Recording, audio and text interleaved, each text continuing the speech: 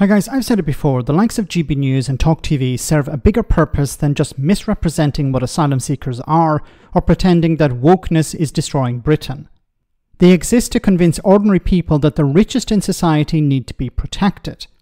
While the focus of their segments may be about how much immigration is costing the taxpayer, for example, they generally try to spin the costs related to it to something like, well, how it's going to harm working class people.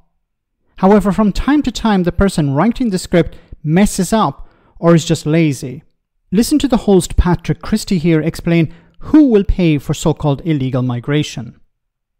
The initial estimates of this year's cost are roughly £6.4 billion, but just look at the numbers coming across the channel now and the total lack of a plan to deal with them. We've had 7,000 arrivals since Keir Starmer became Prime Minister, more than 20,000 this year. The queue in Calais is getting bigger, not smaller. There's no deterrent anymore, so every single person who arrives will be able to claim asylum, then appeal again. We're going to have to build new sites to accommodate these people. The actual cost of this is going to be eye-watering. So when Sir Keir Starmer says this... I will be honest with you. There is a budget coming in October, and it's going to be painful. We have no other choice, given the situation that we're in. Those with the broadest shoulders should bear the heavier burden. To accept short-term pain for long-term good. The difficult trade-off for the genuine solution. And then Rachel Reeves says stuff like this. We were left a £22 billion black hole for this year in the public finances. Those are numbers, and that was spending covered up by the previous Conservative government.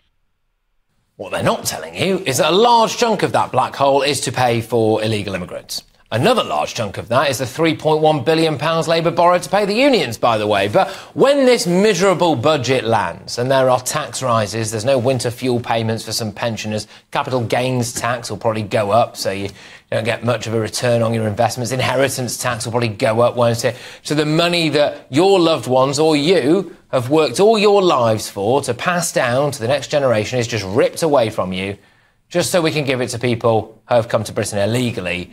Sir Keir Starmer, he can go around Europe and shake the hands of as many European leaders as he wants. Maybe he should press the flesh of a few British people and see how they feel about that. What an absolute charlatan this guy is. But this is, GB News we're talking about. So what's the problem?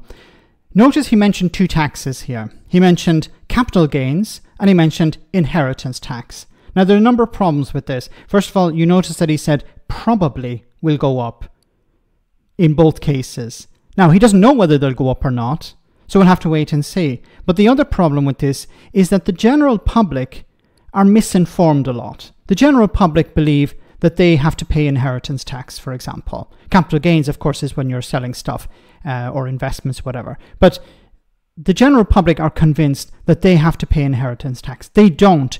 The vast minority of people pay inheritance tax. The richest people in society pay inheritance tax. But the right-wing media are very good at scaremongering people.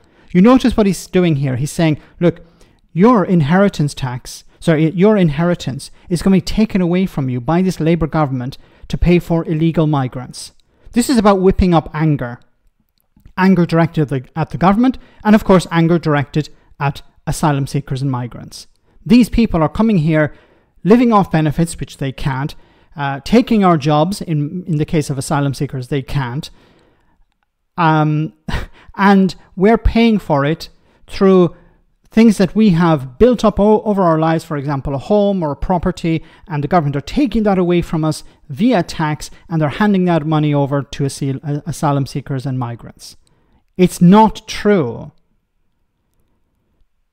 Once again, the average person who owns a home, if they're passing that on to their children, generally, if the child is living in the property, they won't have to pay inheritance tax, irrespective of the cost. If it's a home, it's not going to be subject to capital gains tax. Now, it won't be subject to inheritance tax.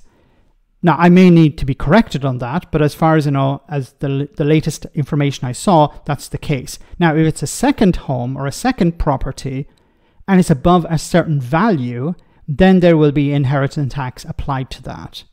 But of course, GB News will not tell people this. They will just say it's probably going up, although he has no evidence to back up that claim. And second, well, it's probably going to be everyone who owns a home or any sort of apartment or property or anything, that when they pass it on to their children, the government will steal part of that away and give it to immigrants. So once again, whipping up anger against the government and whipping up anger against asylum seekers and migrants. It's pathetic. It's dishonest. It's about misleading the public. And when it comes to capital gains, well, we're talking about the richest people in society, not your average person on the street. But if they hear the government are increasing capital gains and that's going to harm businesses, then why are you harming businesses to help asylum seekers or immigrants? Once again, while it's not going to impact the average person on the street, and they don't think it will, it can still be used as a tool to beat the government and asylum seekers and migrants. It's pathetic. Let me know in the comment section, guys, what you think. As always, your comments are greatly appreciated. Thanks a lot.